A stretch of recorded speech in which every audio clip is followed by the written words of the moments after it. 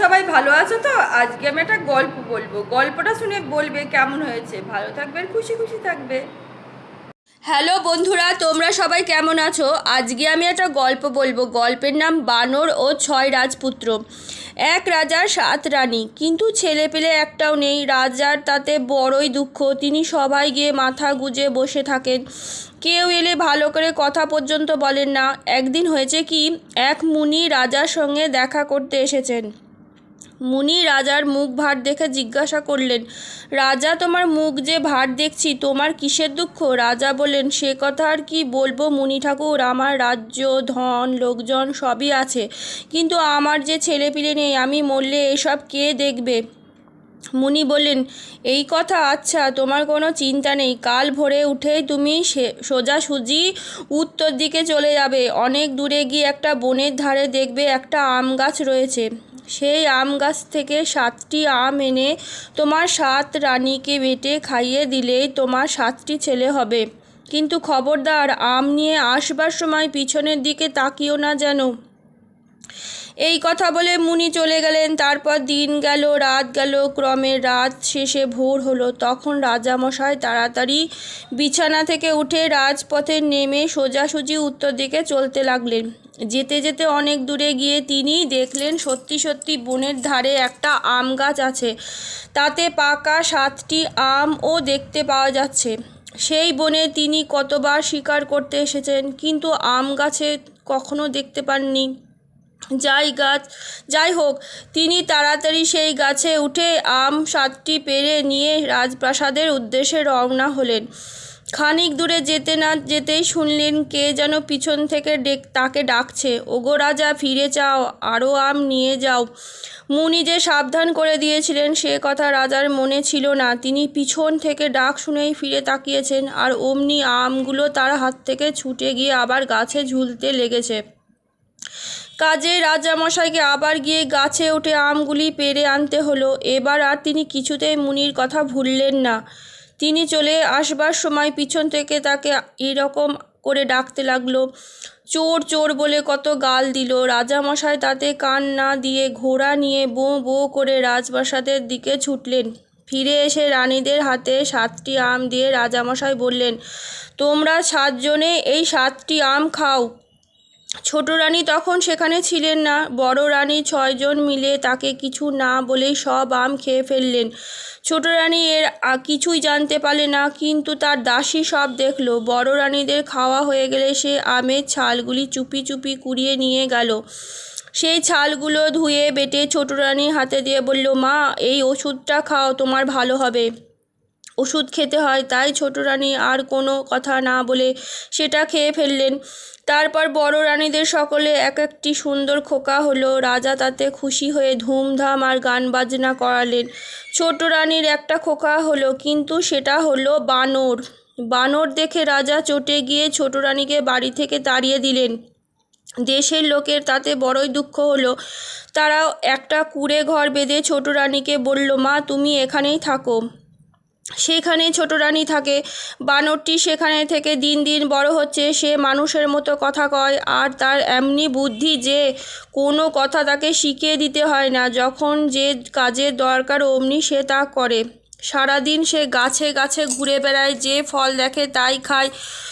খুব ভালো লাগলে মার জন্যে নিয়ে আসে, তাকে কেউ কিছু বলে না। কারুর গাছের ফল খেতে গেলে সে ভারী খুশি হয়, ভালো ভালো ফল দেখিয়ে দেয়। তার বুদ্ধি দেখে সকলে আশ্চর্য হয়ে যায়। এমনি করে দিন যাচ্ছে। বড় রানীদের 6টি ছেলে এখন বড় হয়েছে। তারা বানরটাকে দেখলেই হিংসা করে। সে তাদের সঙ্গে খেলা করতে গেলে তাকে মেরে তাড়িয়ে দেয়। তারপর একদিন বানরটি দেখলো যে বড় রানীদের ছেলেদের জন্য মাস্টার এসেছে। তারা পুঁথি নিয়ে তার কাছে বসে পড়ে। তা দেখে বানর গিয়ে তার মাকে বলল, মা, আমাকে পুঁথি এনে দাও, আমি পড়ব। মা কাঁদতে কাঁদতে বললেন, হাই বাছা, কি করে পড়বি? তুমি যে বানর। বানর বলল, সত্যি মা, আমি পড়ব। তুমি বই এনে দিয়ে দেখো, তুমি আমাকে পড়াবে। বানরের এমনি বুদ্ধি যে বই পায় সেই বই সে 2 দিনে পড়ে শেষ করে ফেলে। সে 2 বছরে মস্ত পণ্ডিত হয়ে উঠল। বড় রানীদের ছেলেরা তখনও 2-3খানি বই পুঁথি শেষ করতে পারেনি, রোজ খালি মাস্টারের কাছে বকুনি খায়। এইসব কথা শুনে রাজা একদিন বললেন, বটে, বানরের এত বুদ্ধি, নিয়ে এসো তো তাকে, আমি দেখব। তার কথাবার্তা শুনে রাজার এতই ভালো লাগলো যে তিনি আর কিছুতেই ছোট রানীকে কুঁড়ে ঘরে ফেলে রাখতে পারলেন না। বাড়িতে আনতেও ভরসা পেলেন না, পাছে বড় রানীরা কিছু বলেন। তাই তিনি ছোট রানীকে রাজবাড়ির পাশে একটা খুব সুন্দর বাড়ি করে দিলেন। সেই বাড়িতে তখন সেই ছোট রানী তার বানর ছেলেকে নিয়ে থাকতেন। টাকা কড়ি যত লাগে রাজার লোক এসে দিয়ে যায়। লোকে তাকে বাড়িটাকে বলে বুদ্ধিমান বানরের বাড়ি। এই সব দেখে রানীদের ছেলেরা বানরকে আরও বেশি হিংসা করতে লাগলো। একটু একটু করে ছেলেরা বড় হয়ে উঠল। সকলে রাজাকে বলল, রাজপুত্রেরা বড় হয়েছেন, এখন এদের বিয়ে দাও। রাজা বলেন, তাদের দেশ বিদেশে ঘুরতে দাও। তারা নানা জায়গায় ঘুরে দেখে, নানা রকম কাজকর্ম শিখে নিজেদের পছন্দ করে সুন্দরী 6টি রাজকন্যা বিয়ে করে আনুক। সকলে বলল, বেশ বেশ, তাই হোক। তারপর 6 পুত্র সেজে গুজে টাকা কড়ি সঙ্গে নিয়ে ঘোড়ায় চড়ে নানান দেশে থেকে বেরোলো। তা দেখে বানর তার মাকে গিয়ে বলল, মা, আমিও যাব। তার মা বলে, তুমি কি করতে যাবে? তোমাকে কোন রাজকন্যা বিয়ে দেবে? আর বলল, তুমি যে দেশে দেখতে যাবে আমি তোমাকে ছেড়ে কি করে থাকবো? বানর বলল, আমি দেখতে দেখতে ফিরে আসবো, তোমার পায়ে পড়ি মা, আমাকে যেতে দাও। কাজে ছোট রানী আর কি করে, বানরকে যেতে দিতেই হলো। 6 রাজপুত্র ঘোড়ায় চড়ে যাচ্ছে। রাজবাড়ি থেকে অনেক দূর চলে এসেছে। একটা বনের ভিতর দিয়ে তাদের পথ। সেই পথে চলতে চলতে তাদের নানা রকম কথাবার্তা হচ্ছে। এমন সময় বনের ভিতর থেকে বানর বেরিয়ে এসে বলল, দাদারা, আমিও এসেছি, আমাকে সঙ্গে নিয়ে চলো। তাতে রাজপুত্ররা রেগে বলল, বটে রে, তোর এত বড় স্পর্ধা, আমরা রাজকন্যা বিয়ে করতে আনতে যাচ্ছি বলে তুইও তাই করতে যাবি? দাঁড়া, তোকে দেখাচ্ছি। এই বলে তারা বানরকে মারতে মারতে আধমরা করে একটা গাছে বেঁধে রেখে চলে গেল। সে বনে ছিল একদল ডাকাত। তারা দেখলো যে 6 জন রাজপুত্র ভারী সাজ করে টাকা কড়ি নিয়ে ঘোড়ায় চড়ে যাচ্ছে। দেখেই তো তারা চারিদিক থেকে তাদের ঘিরে ফেললো। রাজপুত্রেরা ভয়ে জড়সড়, তলোয়ার খুলবার কথা আর তাদের মনেই নেই। তাদের টাকা কড়ি, ঘোড়া, পোশাক সব শুধু তাদের হাত থেকে বেঁধে নিয়ে যেতে তাদের 2 মিনিটও লাগলো না। রাজপুত্রদের ধরে নিয়ে খানিক দূরে এসে ডাকাতেরা দেখলো পথের ধারে একটা বানর বাঁধা আছে। তাকেও সঙ্গে করে নিয়ে চললো। বানর যেন তাদের বেশ খুশি হয়ে লাফিয়ে লাফিয়ে তাদের সঙ্গে যেতে লাগলো। তা দেখে ডাকাতেরা ভাবলো বুঝি কারুর পোষা বানর, কাজেই তাকে আর তেমন করে বাঁধলো না। সেই বনের ভেতরে ডাকাতের বাড়ি। সেদিন বড্ড পরিশ্রম হয়েছিল, তাই রাজপুত্রদের নিয়ে সন্ধ্যার সময় ঘরে ফিরে এসে বাঁধন শুদ্ধ 6টি ভাইকে একটা জায়গায় ফেলে রেখে তারা খাওয়া দাওয়া করে ঘুমিয়ে পড়ল। যখন খুব করে তাদের নাক ডাকতে লেগেছে তখন বানর চুপি চুপি তার নিজের বাঁধন দাঁত দিয়ে কেটে তাড়াতাড়ি গিয়ে রাজপুত্রের বাঁধন খুলে দিয়েছে। তখন আর তারা বানরকে ফেলে যাবে কোন কাজে? কাজেই তাকে সঙ্গে করে জিনিসপত্র নিয়ে ঘোড়ার চড়ে প্রাণপণে ছুট দিল। ডাকাতের কিছু টের পেল না। ডাকাতের ওখান থেকে পালিয়ে রাজপুত্ররা প্রাণপণে ঘোড়া ছুটিয়ে যেতে লাগলো। ভোরের আগে তারা কোথায় থামলো না। সকলে দেখলো যে তারা ভারী চমৎকার একটা শহরে এসে উপস্থিত হয়েছে। সে খুব বড় একটা রাজার দেশ, আর দূর থেকে দেখা যাচ্ছে যেন একটা ঝকঝকে সাদা পাহাড়। 6 রাজপুত্র সেই বাড়ির কাছে গিয়ে টকবক করে ঘোড়া হাঁকিয়ে তার ভেতরে ঢুকে পড়ল। দারোয়ানরা তাদের পোশাক আর ঘোড়ার সাজ দেখে জড়সড় হয়ে দাঁড়িয়ে তাদের সেলাম করলো, আর কিছু বলল না। বানর কিন্তু জানে যে সে সেখানে গেলেই তাকে ধরে ফেলবে। তাই সে রাজবাড়ির পিছনের দিকে গিয়ে খিড়কির পুকুরের ধারে শুয়ে রইল। সেই দেশের রাজার ছিল 7 রানী। তাদের বড় 6 জন মিলে ভারী হিংসুটে আর দেখতে বিশ্রী, আর ছোটটি ছিল পরীর মতন সুন্দর আর লক্ষ্মীর। বড়রা রাজাকে মিছিমিছি নানান কথা বলে ছোট রানীকে ঘর থেকে তাড়িয়ে দিয়েছিল। তিনি খিড়কির পুকুরের ধারে একটা কুঁড়ে ঘরের ভিতরে থাকতেন। রাজা তার কোনো খবর নিতেন না। বড় 6 রানী 6টি মেয়ে ছিল। তারা দেখতে ছিল ঠিক তাদের মায়ের মতন, আর তাদের মনও ছিল ঠিক তেমনই। আর ছোট রানীর যে মেয়েটি ছিল সেটি ছিল তার মায়ের মতন, যেমনি সুন্দর তেমনি লক্ষ্মী। তা হলে কি হয়, বড় রানীরা রাজাকে বুঝিয়ে দিয়েছিল যে ছোট রানী মেয়েটা পাগল, কালো, কুজো, কানা, খোড়া, কালা আর বোবা। সেই খিড়কির পুকুরের ধারে সেই ছোট রানীর কুঁড়ে ঘরের কাছে বানর গিয়ে শুয়ে রয়েছে। খানিক বাদে বড় ছয় রানীর ছয় মেয়ে ঘটি নিয়ে সেখানে স্নান করতে এলো। ছোট রানীর মেয়েটিও তার ছোট্ট ঘটিটি নিয়ে এলো। তারা স্নান করে চলে আসবার সময় সেই মেয়েটির ঘটি থেকে কেমন করে খানিকটা জল বানরের গায়ে পড়ে গেল।